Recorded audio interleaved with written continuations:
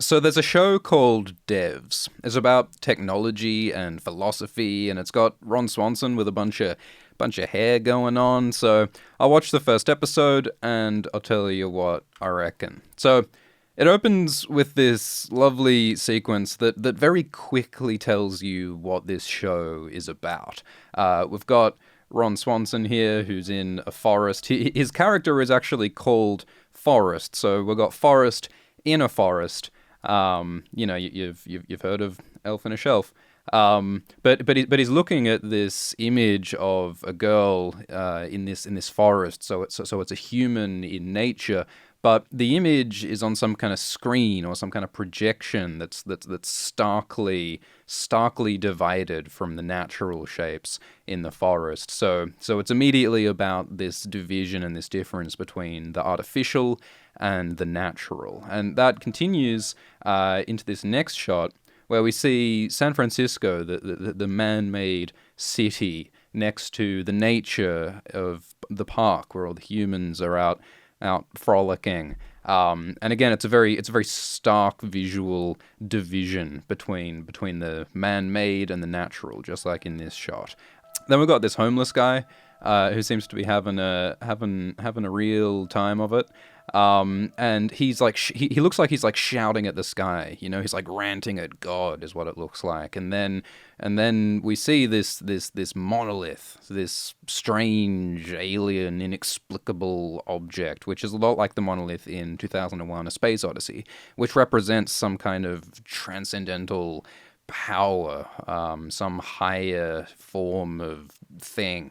And it's interesting that that's what follows this homeless guy, like ranting at the sky for God, and this is what he finds. It's a very similar sequence of shots to this shot of Forrest, who's sort of looking and reaching out for something, and what he sees is this also sort of monolithic object, which is this technological image of humanity. So I think both of these shots are about how humanity's relationship to technology is similar to humanity's relationship with God. It's reaching for meaning, reaching for purpose, transcendence, and finding some kind of artificial thing, which is what this show is kind of interested in. So we're in San Francisco.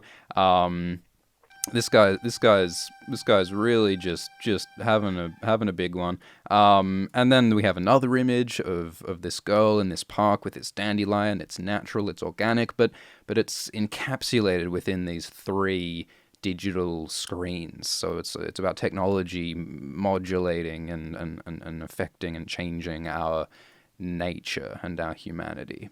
And then we end with this shot of beardy Ron Swanson, and then we have the title screen. So just in the first 60 seconds, the show tells you so much about the thematic interests of the show, and it tells you that this is a thoughtful, artsy, maybe a bit pretentious sort of a show. So if you're looking for Peppa Pig, this is not it. But it tells you what the show is. It also has this really like eerie music in the background. These sort of high strings, almost kind of vocals. I don't even know what sound it is. It sounds artificial and strange and evocative, which is really lovely.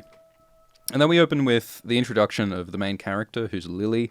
And these are, such soft and warm shots, and we get this really intimate close-up shot of her face, so it's all very human. But then the next shot is Lily's boyfriend, Sergey, who wakes up in the morning, and the first thing he does in the morning is he looks at his phone, which is very, hashtag relatable, I think. But of course, it's also about our relationship with technology. So then Lily and Sergey are having breakfast in the morning, and over breakfast they discuss the relative merits of different forms of encryption, as you do. And Sergey is arguing that a couple of different kinds of encryption, like one of them is better than the other, but Lily is saying that they're actually equally weak because both of them are vulnerable to attack from quantum computers. But Sergey's like, well, they are both vulnerable to quantum computers, but this RSA encryption is more brute forceable, so it's more vulnerable. But Lily's like, nah, if it's vulnerable to quantum, it's vulnerable. Which is an interesting sort of an argument. I mean, like you could argue that, well, that's like saying that a chihuahua and a lion are both vulnerable to harpoons. Therefore, chihuahuas and lions are equivalent. But I mean, Lily's point is that, well, if you got a harpoon, there ain't no difference, eh? And like I think this is a curious argument to use as like the first bit of dialogue in the entire show. And I was kind of puzzled by it, but I think maybe what this is about is it's about things being black and white or things being grey and murky. Because what this show becomes about is about the idea of determinism, whether everything is caused and prescribed and black and white. There's no maybe, there's no choice, there's no free will, is what determinism is. And I think Lily's argument that, if it's vulnerable to quantum, it's vulnerable, it's weak. That's like a black and white sort of an argument. It's binary. Whereas Sergei is arguing more for sort of grey and in between, saying that, well, there's varying degrees of weakness and vulnerability. So I think this, binary, black and white versus grey is part of what the show is about, and I think that's maybe what this scene is for. So then they wake up in the morning, and in their doorstep is sleeping this homeless guy called Pete.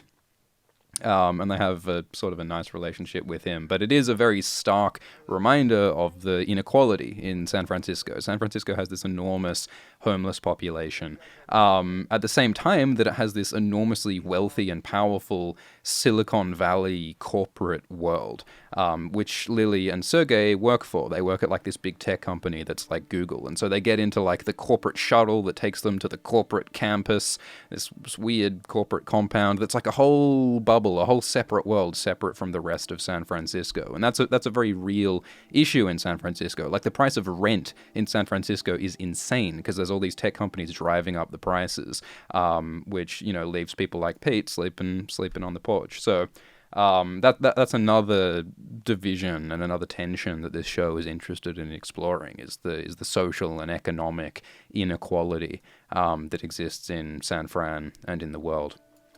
So yeah, Amaya is the name of the tech company that Lily and Sergey work for, and I think it's basically Google or Facebook maybe. And this tech company works in this forest. The campus is in a forest, which is such a lovely juxtaposition between the technological and the natural.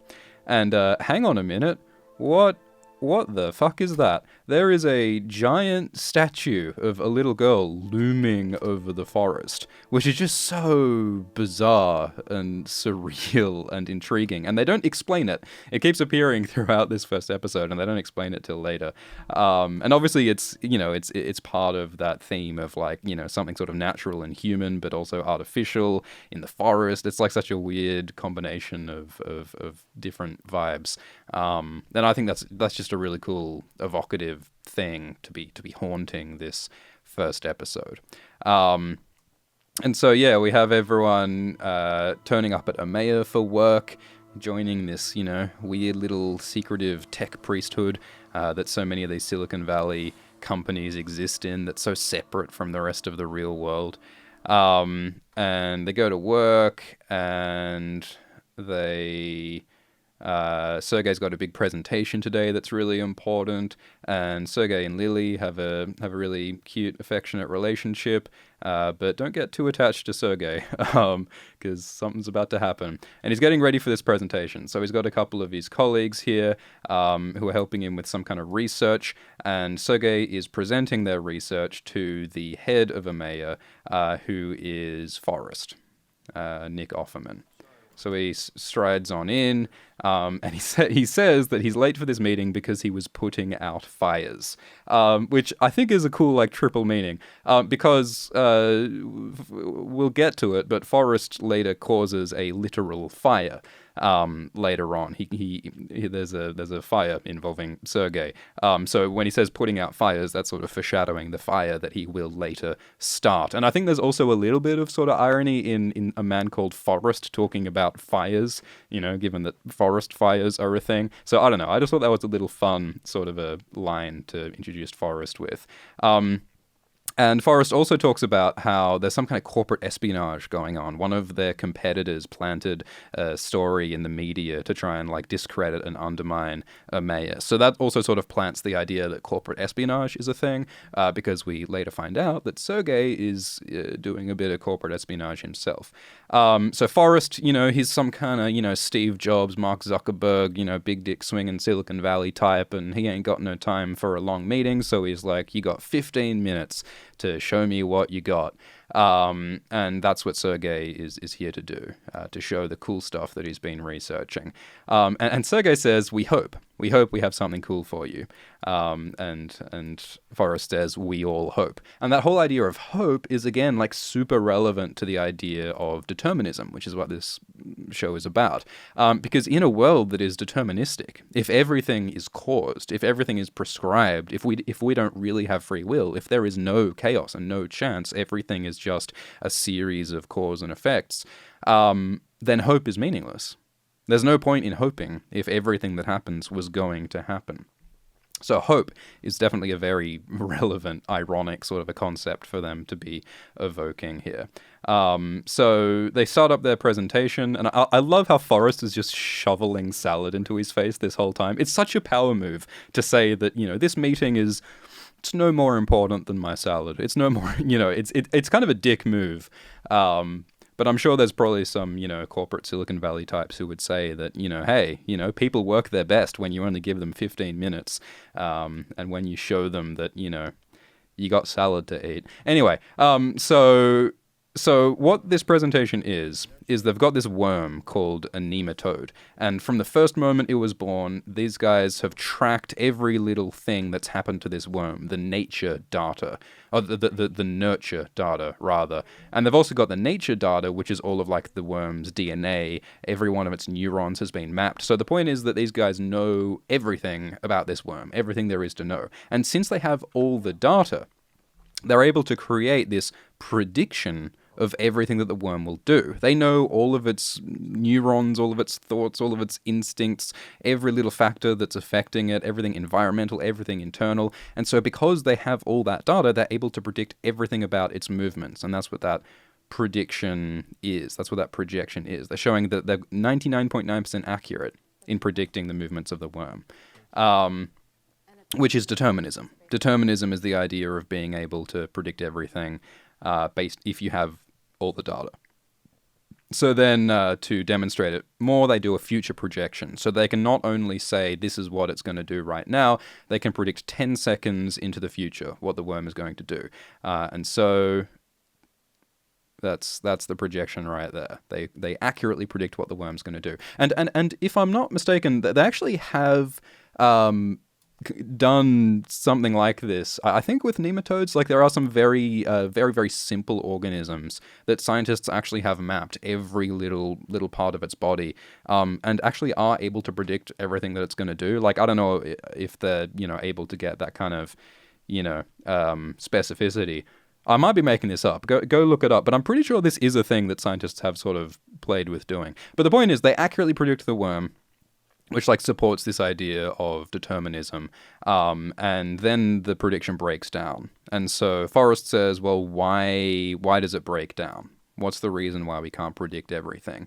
And Sergei says it's just about complexity. He also raises the idea of a multiverse idea. There's this sort of quantum idea that, there's constant splitting of realities whenever there's a choice. There is chaos in the world.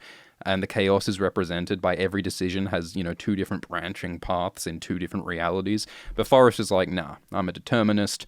Everything's predictable. So that's what that's about. And so basically Forrest says, all right, Sergei, you've done good work, and I want you to join Devs. And Devs is the name of the super high-ranking, secretive, most important part of the Amaya company. It's the secret research and development stuff where they make all the secret stuff, and Sergei is being inducted into that secret little world, which is very exciting for him. I don't know why Sergei's colleagues don't get to join in.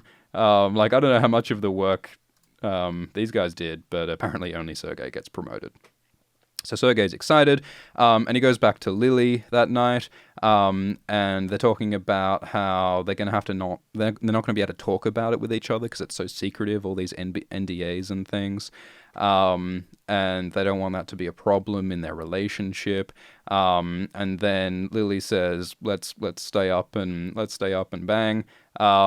And they don't show the sex scene, which I think is, like, if this was, like, I can't help comparing this to Westworld. If this was Westworld, there'd be, like, a solid, like 5-minute, like, full camera view of, like, them playing hide the sausage. But since this is a much more understated, subtle sort of a show, and they don't feel the need to hit you with all the sex and violence in your face all the time, which I kind of like. Like, I kind of like that it's more of a chill show. And it's not like they're being, like, prudish or anything. Like that, like they show some like nudity and whatever, but it's just a very natural kind of nudity and sex, the way that it's depicted in this show, I think. So I just like the way they handle that stuff. It just feels a little bit more grounded, and it feels less like they're trying to prove something. Like, I think some HBO shows are like, man, we can only be taken seriously if we have full penetration and lots of violence, like, and lots of swearing. A lot of HBO shows, they're saying fuck all the time.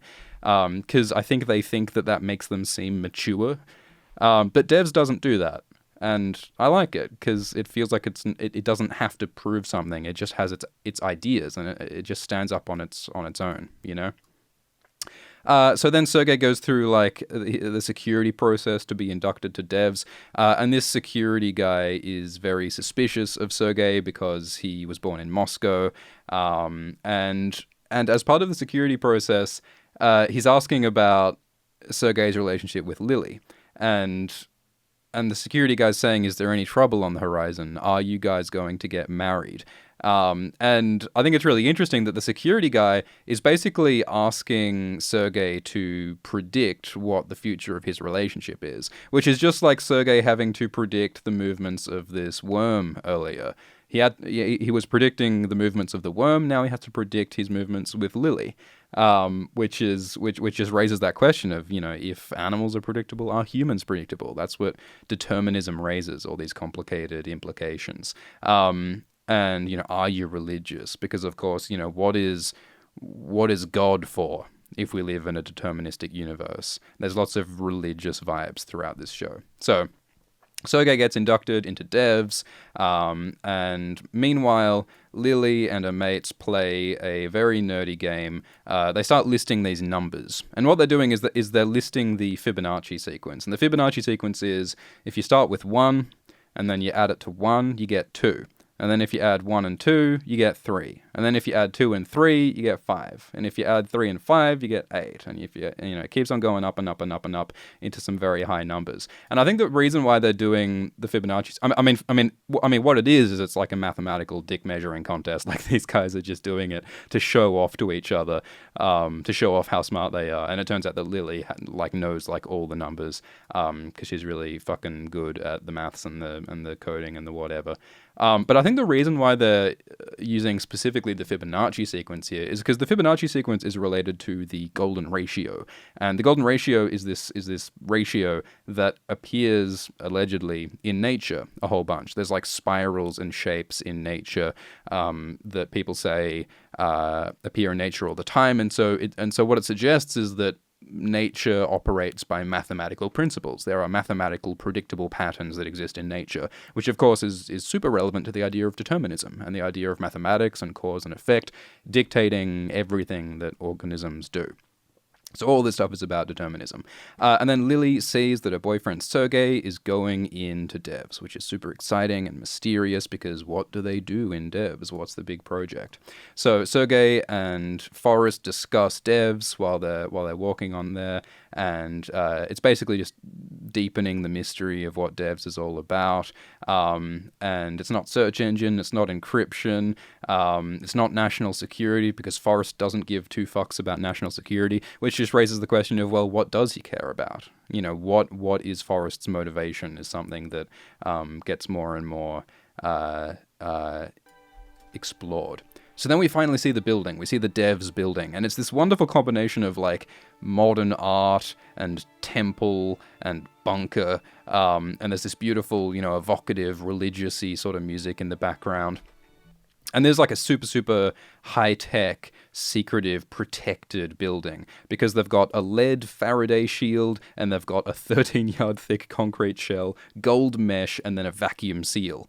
So I assume that's meant to be about stopping interference from getting in, because it turns out they've got a super duper quantum computer inside. But you also got to wonder if it's to stop stuff getting out as well, because this is all very secretive what's going on.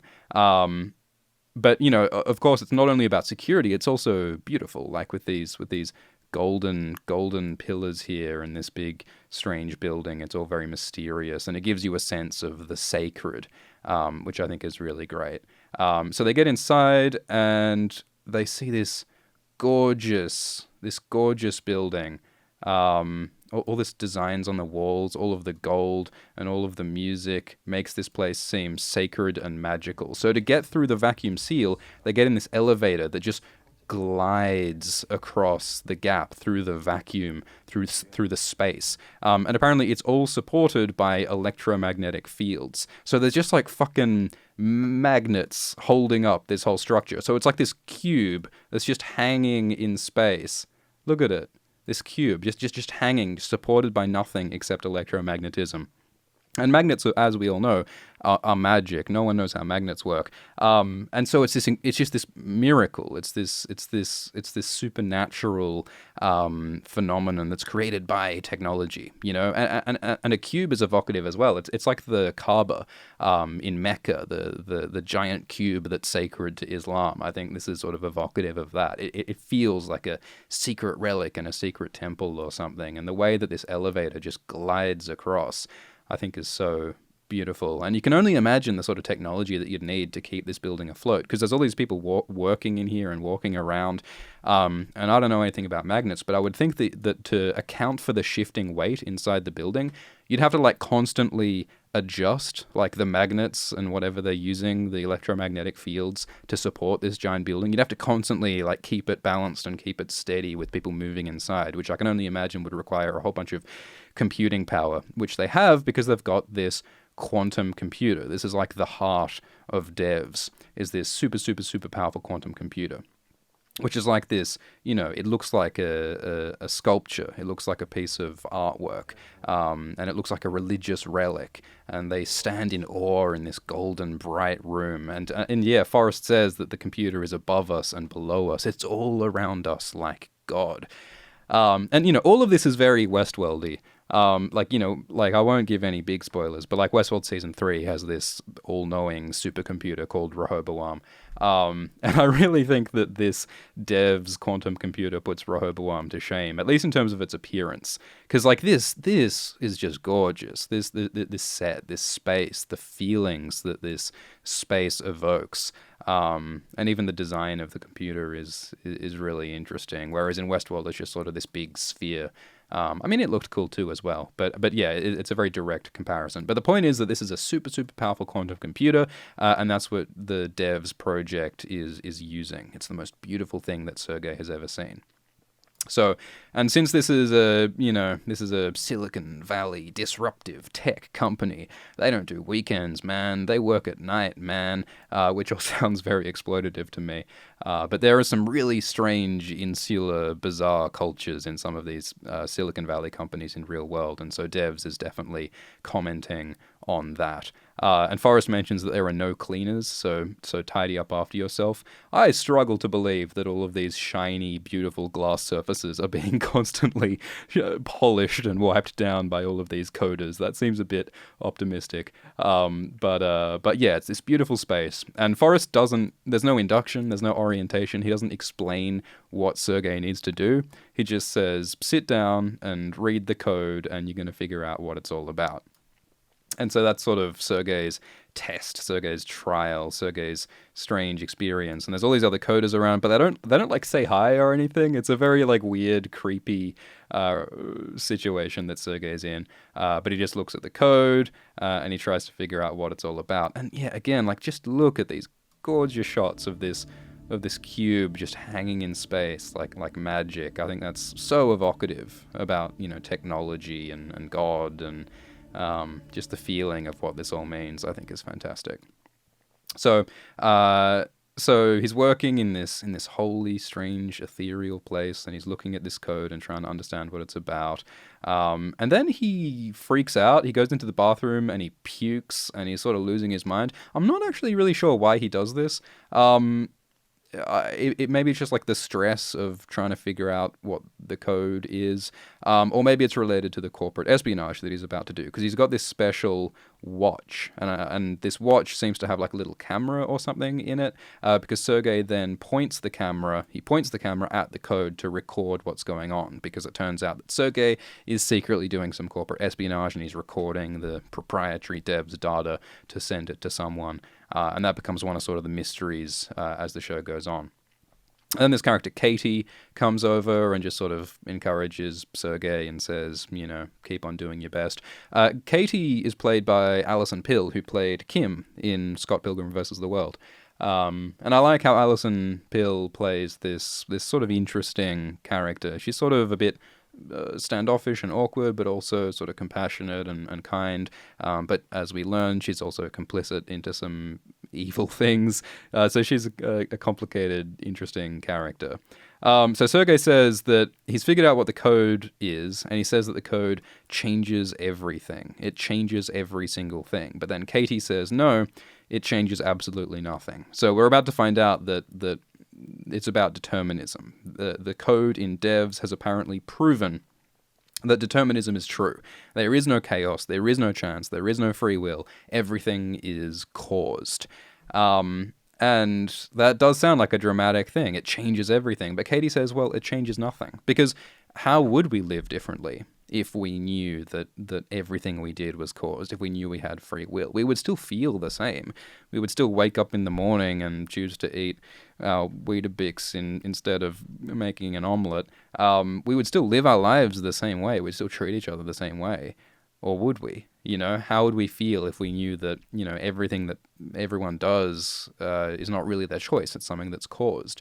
Would we feel differently about ourselves, about guilt, about choices, about our past, about our freedom? Those are sort of the questions that Devs explores throughout the show, or at least throughout the 2 episodes I've seen. So Sergei's very agitated because he's just stolen Devs' secrets, and he leaves this beautiful temple, and he goes out into the forest, and he's confronted by Forrest. And Forrest describes determinism and its implications. He's saying that, we eat because we're hungry. The marble rolls because it's pushed.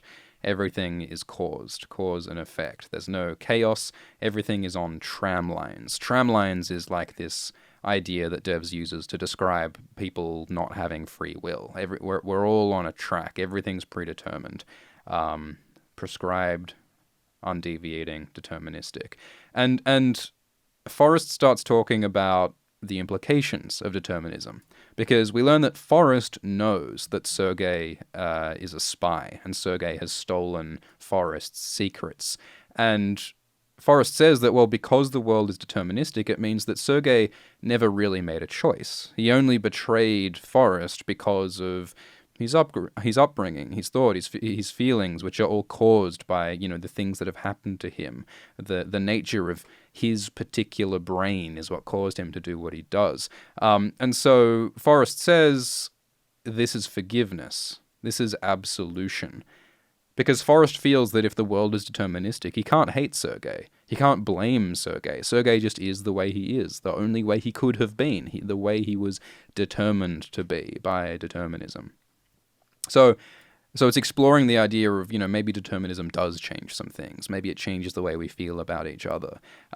So Sergei is terrified because he knows he's been found out, and he tries to flee, but then he gets captured by the security guy, and he gets choked to death. He gets suffocated in this plastic bag, and I won't show the grisly stuff, but it's quite a confronting death that Sergei dies. And it's interesting that something as low-tech as a plastic bag is used by these high-tech Silicon Valley people. I think they're trying to give something really, really visceral and brutal here. And Forrest stands watching the murder with this halo above his head, as though he's an angel. Because after all, Forrest said that he forgives Sergei. which is a very, very divine. It is divine to forgive, right? But at the same time, he's fucking murdering Sergei, which is an evil thing to do. But then again, if we live in a deterministic world, Forrest was predetermined to kill Sergei. This is the only way it could have gone. So lots of interesting questions about morality here. And Katie is also here. She's also complicit in this murder. So Sergei dies, and then meanwhile, his girlfriend Lily is waiting for him to come home, and he never comes home. And she's reading this book, The Colossus. I haven't read it, but apparently it's about like supercomputers taking over the world, and it's about like Russia and America. So there's definitely lots of parallels to what's going on in devs. But she's really worried that her boyfriend hasn't come home, and she calls her friend, and she says it's going to be fine. So she goes to sleep, and then we have a tram going through San Fran, or a trolley. What do you kids call it? Whatever. It's evoking the whole tram lines determinism thing, and then she realizes that Sergei never came home, and she's really freaked out. So she goes in and reports that he's missing to devs. And the security guy who killed Sergei pretends to be all surprised. And he sort of does some weird low-key gaslighting by saying, like, are you sure he didn't just go off somewhere? I believe you, as though why would you not? But they, pretend to investigate the death of Sergei, even though he caused the death of Sergei. And we find that they've created false surveillance footage of Sergei leaving devs, which he never did. He died. So they've created like some kind of like crazy deepfake stuff showing that Sergei just walks right out of the devs campus, which never actually happened. And then Forrest comes in, and he's also pretending to be surprised that Sergei is dead. So I think it's it's so interesting that these technologists, these scientists, these determinists are being so manipulative and so deceitful and so false. It's incredible acting from these tech guys here. And they're all pretending to be surprised, and they're just masterfully manipulating and covering up their murder. So Lily's freaked out, and her mate's like, it's going to be fine, but Lily says, I just feel it. There's something wrong. There's something off. I just feel it. And I think that it's very deliberate that, they're evoking Lily's intuition here, her feelings, which is, her faith, which is very opposite to the reason and the rationality and the mathematics that you'd expect from like tech companies and scientists and determinism. So that's another one of Dev's interests, is about human emotion versus cold scientific reality. And of course, Lily's intuition is correct that there is something very wrong here. And Forrest comes and he tries to reassure her, and he has a very human moment of trying to comfort Lily here, which is just so brutally manipulative of him. And he says, I personally guarantee that I am all over this, which is hilarious wording because, he's saying that I'm doing everything to help find Sergei, but he is actually all over this in the sense that he caused this murder. So Lily goes home, and she's really upset that Sergei is gone, and she takes out her phone, or she takes a phone, and she does something smart, I think. She wipes this phone, and then on this phone she logs into Sergei's cloud account, like his Apple iCloud or whatever. And she does that in order to like download the contents of Sergei's phone onto this phone, because she doesn't have access to Sergei's phone, but she gets access to all of Sergei's data by downloading his account onto this phone, which seems like a smart way to track someone down. And meanwhile, Forrest is experiencing a lot of guilt. So, Forrest was being sociopathically evil by murdering Sergei and then manipulating Lily. But we see that, he's not a complete monster. He does feel horrible about what he's done, and so does Katie. And so they talk about their feelings of guilt and how hard it is to do what they're doing. And Katie's like, well, it shouldn't be hard, but it is hard. And the reason why it shouldn't be hard is that, in a deterministic world, just like Forrest said, like, you can't blame anyone for what they do. Like, if everything is caused, then we are forgiven. Why should we feel guilty about the things that we do if we were always going to do what we did? But, inescapably, we feel that there is morality. We feel that there is free will. We feel that there is blame. and we will never think otherwise. These feelings run deep. Human beings are hardwired magical thinkers, which I think is obviously very, very true. Like, it's crazy that in so many ways we live in a world that runs on science and systems and technology and reason, which is all evidence that we live in a materialistic, deterministic, godless world. Every little bit of technology, all our logistics, all our medicine, the food that we eat, like, we forget that the food that we eat, like, even if it isn't even if it isn't genetically engineered, it's still naturally selected and changed over years and years and years. Like, if you Google what a banana looked like 1,000 years ago, that did not look like a quality nang. That looked like an entirely different fruit. My point is that, like, we're surrounded by all of this scientific, rationalistic stuff. That's what our world runs on. But nonetheless, most of us believe in gods and destiny and ghosts and healing crystals and homeopathy, and if nothing else, just the feeling that we have control over our lives and that we are individuals with some kind of intrinsic power to forge our own fates, despite all evidence to the contrary. Because no matter what kind of world we live in, we are wired to think that there is some kind of magic, there is some kind of soul. And maybe there is, but, that doesn't seem to be supported by the evidence of the world that we live in. And so despite all of that, people will get on an aeroplane that runs on, aerofoil and jet fuel and the marvels of technology, and they'll log into their smartphone that was created by an insane, that runs on microprocessors and binary data and code, and they'll get onto their smartphone and they'll post on the World Wide Web that the Earth is flat, because our capacity to ignore reason and believe in something more and something magical is unstoppable. And I think that's what Forrest and Katie are talking about here. And I think it's really great and really important that Forrest and Katie are having a really human moment here and admitting to their vulnerability and just acting like real human people. They're sitting on the ground, Forrest's in like the fetal position. He's really upset by what he's had to do. Which, of course, is very humanizing. It makes the characters much more relatable. And I can't help but compare that to Westworld. Because in Westworld, there are similar characters like Ford, and later on even Dolores and Maeve become these incredibly powerful godlike creatures that don't express very much vulnerability, especially like Ford. Like Ford, played by Anthony Hopkins, is this absolutely confident, certain, bombastically self-important narcissistic guy. And he's a great character, but I think it's a breath of fresh air to see a character like Forrest, who's a much more human version of that archetype, I think. Which makes him a more interesting character. And it also raises the question of, well, if he feels so bad about murdering Sergei, then how can he justify it? Why are Forrest's motivations so important that he's willing to murder and manipulate and lie in order to keep his secrets? So that is a mystery that continues on.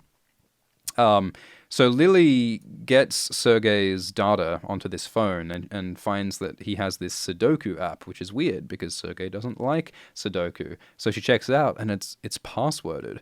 Why would a Sudoku app have a password? And she can't get into it, and it says that there'll be a data wipe if she doesn't get the right password. So why the fuck is there some secret hidden folder on Sergei's phone? And I feel like if this was the real world, like in all probability, a secret passworded folder, it's probably just some weird porn, or like it's some embarrassing poetry that Sergei wants to keep private, Like I don't think it's that weird in this world of surveillance and sharing everything digitally to have some kind of secret folder. But it also raises questions like about privacy and what responsibilities and rights do we have with regards to our loved ones' digital lives. Like, this is a very real thing. Every day, people die, and then their loved ones have the question of, like, do I access this person's Facebook account? Do I go through their photos and their files on their computer? Like, in the past, you could always read, your dead family's diaries, and that's pretty, intrusive, perhaps. But these days, if you log into all their stuff, you can read every message that your loved ones have ever sent on Facebook and WhatsApp and messages and SMS, and you can see thousands of their photos and their files and their history and everything they've ever done online.